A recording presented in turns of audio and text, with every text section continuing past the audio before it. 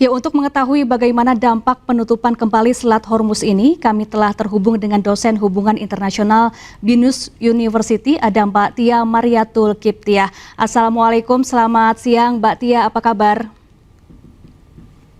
Waalaikumsalam, selamat siang Mbak Safa, alhamdulillah kabar baik. Baik, Mbak Tia, ini Iran kembali menutup Selat Hormuz karena Amerika Serikat terus melanjutkan blokadenya di Selat Hormuz. Apa dampak dari penutupan kembali Selat Hormuz ini? Ya, mohon maaf sebelumnya karena saya sedang dalam perjalanan agak bergoyang-goyang. Tidak apa-apa ya Mbak Safa? Ya, silakan ya, Mbak Tia. Ini sudah diprediksi sebetulnya bahwa Iran akan memberikan respon dengan memainkan Selat Hormuz ini.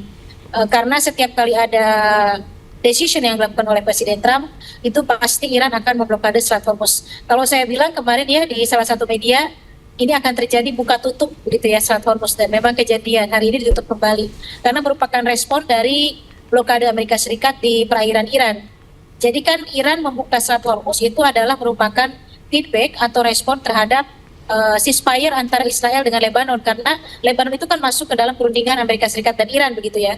Kemudian ketika Selat Hormuz dibuka dan Trump juga sempat mengucapkan terima kasih, tapi tidak diiringi dengan pencabutan blokade atas perairan Iran, terutama pelabuhan Iran gitu ya. Ditutup kembali karena memang Iran menginginkan ketika poin-poin daripada perundingan itu dilakukan, maka Iran akan membuka Selat Hormuz. Jadi Selat Hormuz dibuka juga kemarin, Mbak Safa, itu merupakan respon dari ceasefire Lebanon begitu ya. Tapi ketika Laut Iran diblokade, dilakukan kembali decision oleh Presiden Trump, maka Hormuz akan kembali ditutup. Ini bukan persoalan blokade laut saja. Mungkin ke depan ketika Trump membuat ulah lagi, Hormuz ditutup lagi. Tapi ketika Trump melonggarkan decisionnya atau keputusannya di antara perundingan itu, Iran akan buka kembali. Terus saja seperti itu, Mbak Safa. Dan yang lebih menakutkan lagi, bukan hanya ancaman tentang serangan Amerika Serikat terhadap Iran yang lebih keras. Dikhawatirkan ini justru akan konflik ini meluas bukan hanya di kawasan Timur Tengah, tapi juga akan mengarah kepada Indo-Pasifik. Karena terbaru update, Mbak Safa, itu dinyatakan bahwa Amerika Serikat akan mengontrol Selat Malaka. Ini bahaya sekali, karena Selat Malaka itu kan di bawah negara-negara Indo-Pasifik yang terlibat di dalam Selat Malaka itu, yang menggunakan jalur Selat Malaka itu adalah Asia Tenggara, termasuk kita, kemudian Asia Timur, Cina, Jepang, Korea Selatan begitu ya. Kemudian Asia Selatan juga masuk begitu ya, India dan Pakistan dan teman-temannya. Kemudian ada sebagian di pantai barat Amerika Serikat yaitu Kanada. Kemudian Selandia Baru dan Australia juga masuk. Dan yang esensi dari Selat Malaka itu adalah jalur perdagangan yang dilakukan beberapa kapal, terutama yang akan memberikan efek itu adalah Asia Timur dan Asia Selatan. Ini akan dampaknya besar sekali. Dan juga termasuk ke Asia Tenggara. Nah, sementara Selat Malaka itu ada di area teritori Indonesia, Singapura, dan Malaysia, begitu ya. Jadi memang yang memanage Selat Malaka itu 3 negara ini. Jadi di Malaysia itu adalah area di area timur, begitu ya, di Laut Timur. Sementara di Indonesia adalah area di sebagian Sumatera. Dan kita yang paling dominan dalam Selat Malaka ini. Maka ketika kita memiliki bilateral yang cukup bagus dengan Amerika Serikat, dan Amerika Serikat berencana mengontrol Selat Malaka karena diprediksi oleh Amerika Serikat, kapal-kapal tanker Iran ini melakukan penjualan minyak ilegal melalui Selat Malaka. Nah ini yang dikhawatirkan, bahwa konflik ini tidak hanya sebatas di area Timur Tengah, tidak hanya melibatkan Gulf countries, tapi khawatirnya Trump ini memberikan atau merealisasikan keinginannya untuk mengontrol Selat Malaka karena dicurigai kapal-kapal tanker Iran itu penjualan minyak melalui jalur Selat Malaka ini. Jadi Selat Malaka ini cukup esensi juga, Mbak Safa. Nah itu justru yang menjadi kekhawatiran saya, karena ternyata statement ini sudah keluar di berbagai international news. Kalau ini sampai direalisasikan, maka konflik ini akan semakin meluas begitu.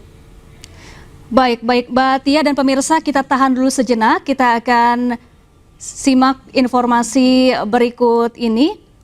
Ya pemirsa, Kementerian Luar Negeri RI menindaklanjuti respon positif pemerintah Iran dalam upaya membebaskan 2 kapal tanker Pertamina yang masih tertahan di Selat Hormuz akibat perang antara Amerika Serikat Israel dengan Iran.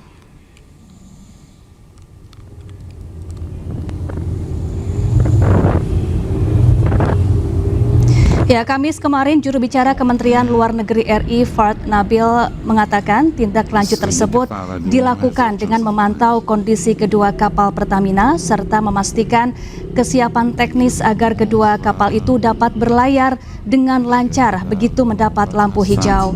Kesiapan teknis yang dimaksud antara lain meliputi kesiapan kru serta asuransi pelayaran. Nabil pun juga menjelaskan Indonesia terus menegaskan pentingnya Selat Hormuz sebagai kawasan aman, terbuka, dan dapat dilalui oleh pelayaran internasional sesuai ketentuan hukum internasional. Indonesia juga menolak segala bentuk ancaman terhadap kapal niaga dan menegaskan keselamatan pelaut jadi prioritas semua pihak. Indonesia terus menegaskan bahwa penting menjaga bahwa selat ini aman, terbuka, dan dapat dilalui oleh pelayaran internasional sesuai dengan ketentuan dan hukum internasional. Dan dalam hal ini kita juga menolak segala bentuk ancaman terhadap kapal niaga dan menekankan bahwa keselamatan pelaut itu harus menjadi prioritas yang utama. Selain itu, kita juga Kementerian Luar Negeri terus berkoordinasi secara intensif dengan seluruh pihak, termasuk Angkatan Bersenjata Iran dan Kementerian Luar Negeri Iran, untuk menindaklanjuti sinyal positif yang telah disampaikan pemerintah Iran pada pertengahan Maret lalu, khususnya bagi kapal Pertamina, dan kita akan terus memantau dan memastikan kesiapan teknis, termasuk kesiapan kru, asuransi, dan sebagainya agar kedua kapal tersebut dapat. Ya, pemirsa, BBM non-subsidi jenis Pertamax Turbo, Dexlite, dan Pertamina Dex resmi naik mulai 18 April. Sementara itu untuk Pertamax Green hingga BBM bersubsidi masih tetap di harga lama.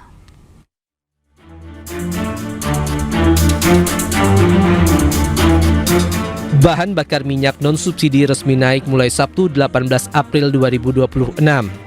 Terkait hal tersebut terdapat penyesuaian harga BBM di SPBU Pertamina.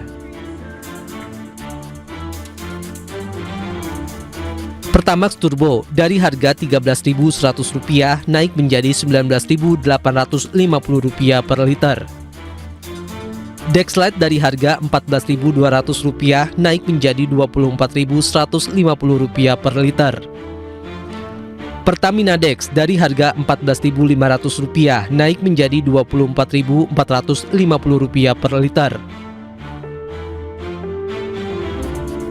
Lalu Pertamax tetap di harga Rp12.300 per liter. Pertamax Green tetap di harga Rp12.900 per liter.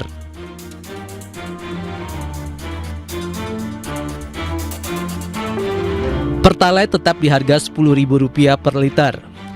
Dan biosolar tetap di harga Rp6.800 per liter.